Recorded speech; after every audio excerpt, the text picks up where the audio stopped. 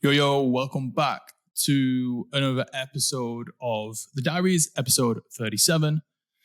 I really don't know, honestly, where the time goes with these things. I try and film one once a week, but every time I look at the channel, it's been like 10 days since the last Diaries episode, and I'm like, shit, I got to film again today. So, it's actually kind of hard to keep up with these things, but yeah, been a busy few weeks. I think the last episode, we were just going into the final day, or we were going into the 3-day challenge, or we were going into the final day of the challenge doing the sell. So I'll talk about the results of that.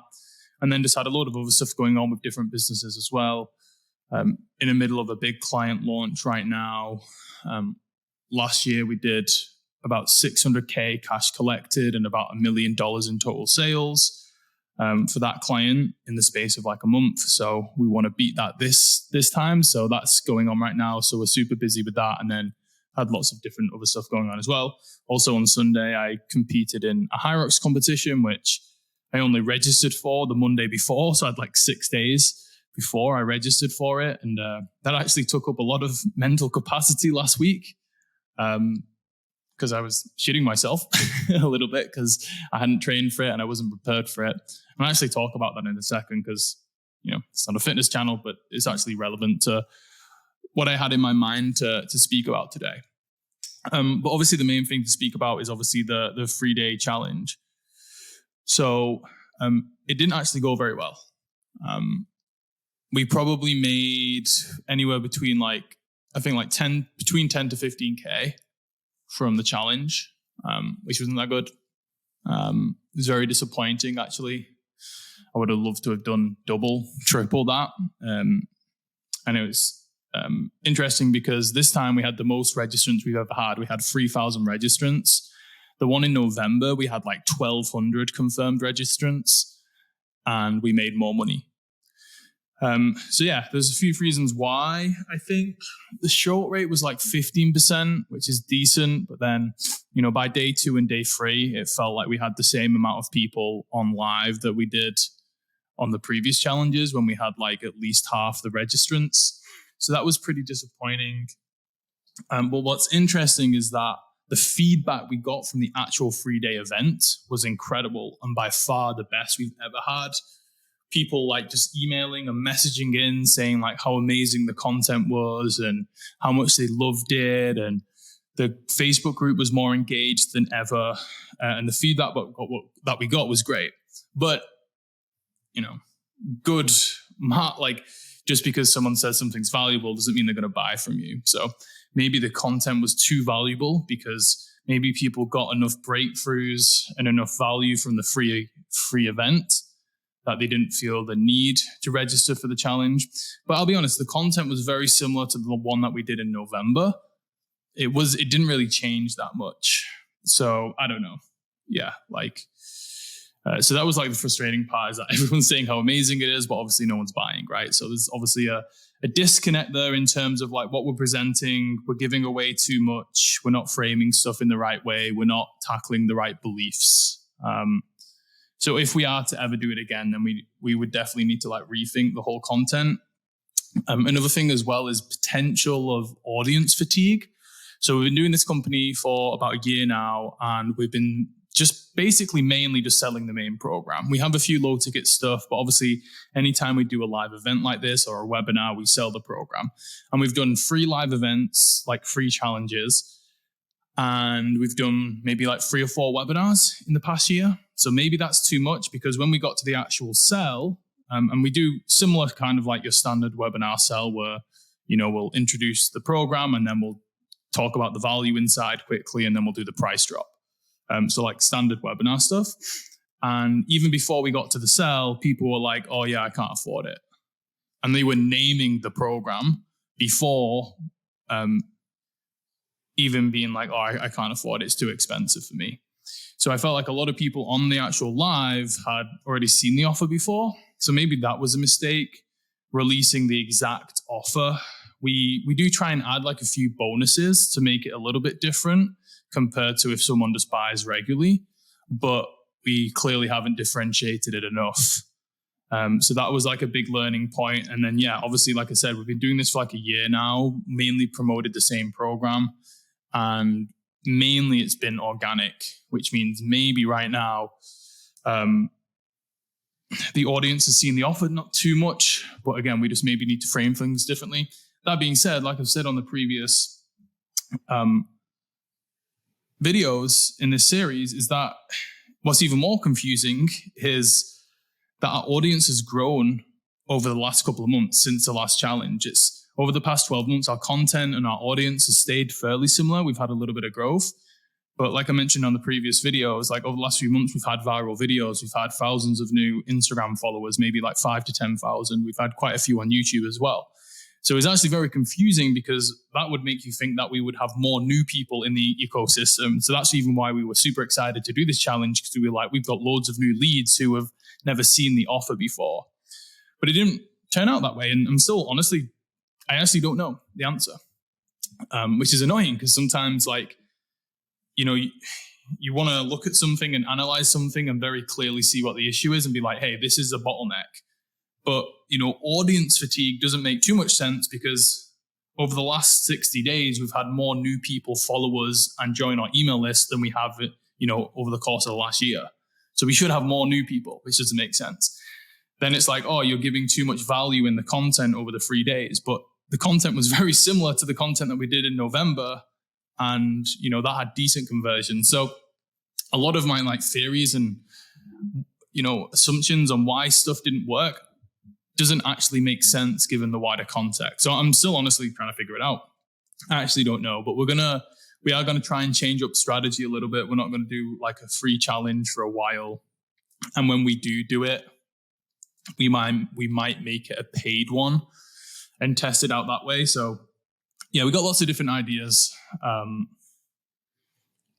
that we're going to work on moving forward. And we got some other stuff as well. But one thing I wanted to talk about mainly was kind of like the past 12 months, because we're coming up to like 12 months now. I believe we launched this at the end of February, start of March. So maybe I'll do like a year roundup video. But the reason why I've got this on the screen is kind of like, this is how I felt the last year has gone.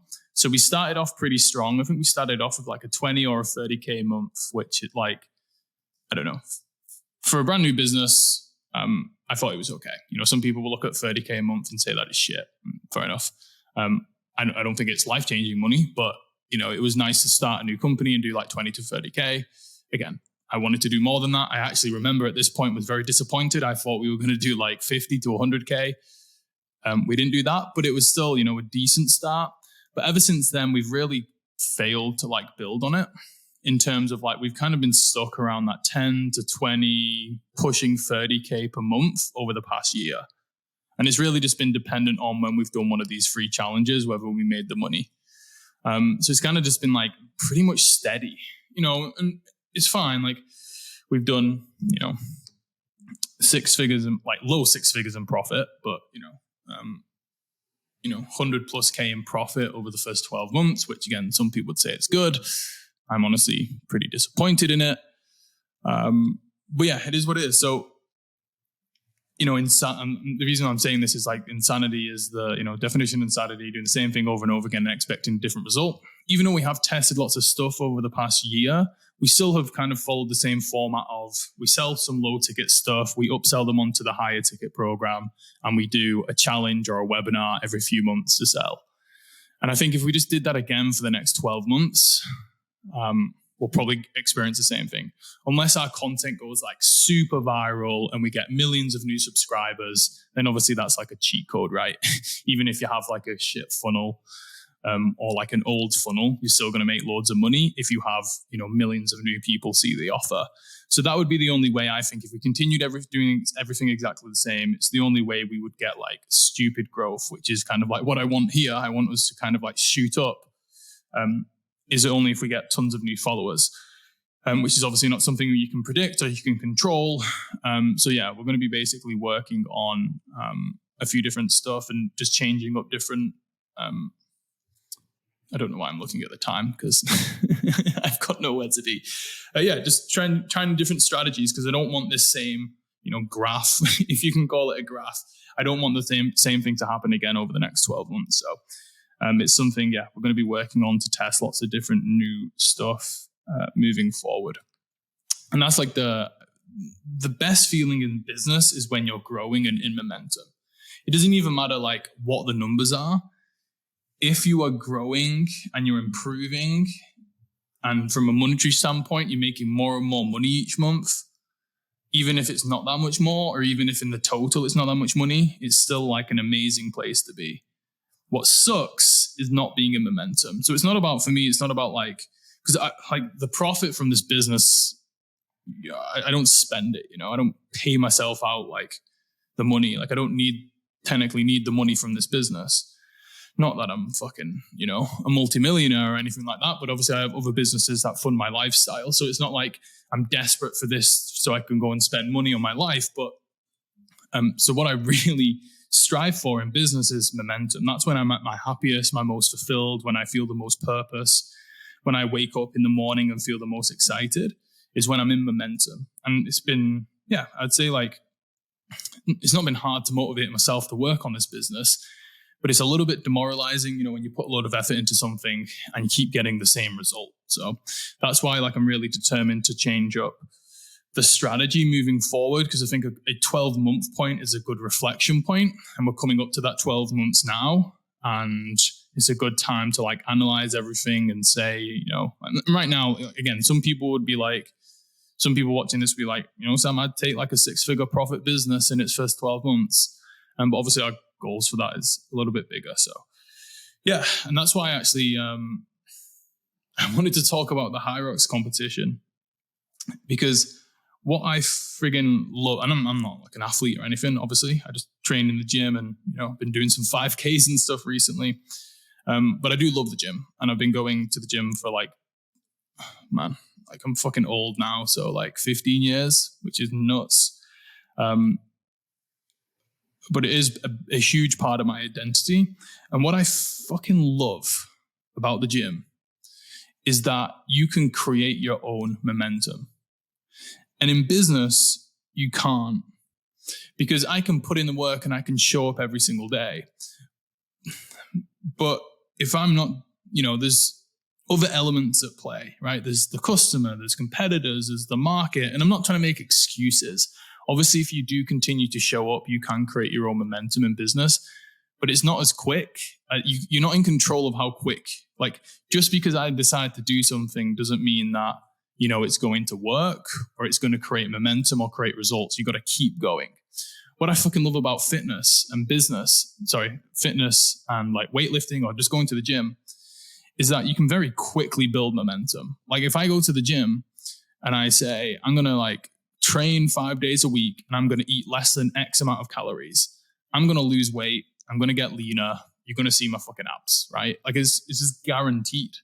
Like it's just science. And it's the same with so at the start of the year, like at the end of last year, I haven't done like any running or anything in a long time just because I've had like some problems with my knees, but I felt better at the end of last year. So I started doing some like 5K runs, and I've carried that on this year. And I was super unfit in the beginning. Like I was doing like a 5K, took me like 26, 27 minutes. I think the first run took me like 26 and a half minutes, the first 5K. And I've gone on like a 5K a week pretty much since.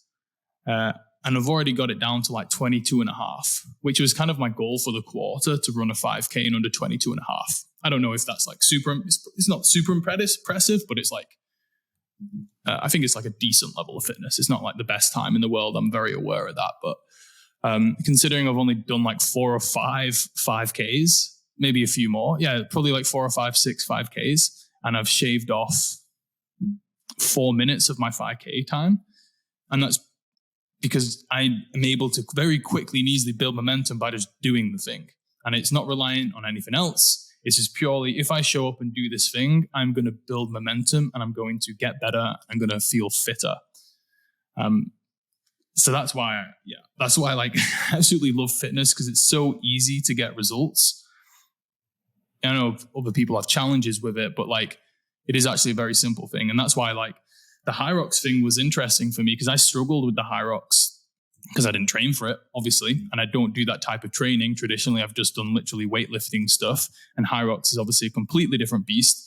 I've been doing some 5Ks, but I'm still not under 22.5 minutes for a 5K. So I'm not the fittest. My cardio isn't the best, and I've not really practiced the Hyrox race. So, but I know for a fact, and I really want to do another one. And I know for a fact that when I train for it properly, and I'm going to practice and do the right training for Hyrox, I know next time I'm going to absolutely smash my time. I'm going to obliterate it, because I know I just need to show up and do this specific training, and I'm definitely going to get better. It's not even like, other than like an injury stopping me, there's no way I'm not going to get a better time if I just go and train, even just for a month, or even train for a few months. But let's say I do it at the start of next year, I've got a whole 12 months where I'm just going to absolutely obliterate that time. With business, it's not as simple and easy as that. So that's like, it was interesting doing the Hyrox this week, because I was thinking about that concept along with obviously the results of this. And I'm like, as if like, I wish business was as easy as fitness. Anyway, I'm fucking rambling right now, but that was like my initial thoughts and the contrast of really like the two loves of my life, which is like fitness, going to the gym, and business. And that's the amazing thing about fitness, is that you are fully in control, and you can very easily create momentum and get results, because it's just down to your individual choice. So yeah, enough rambling. Maybe, hopefully, potentially that was useful for some of you. If not, I apologize. I'll make the next one better. And yeah, thanks for watching. I'll see you on the next one.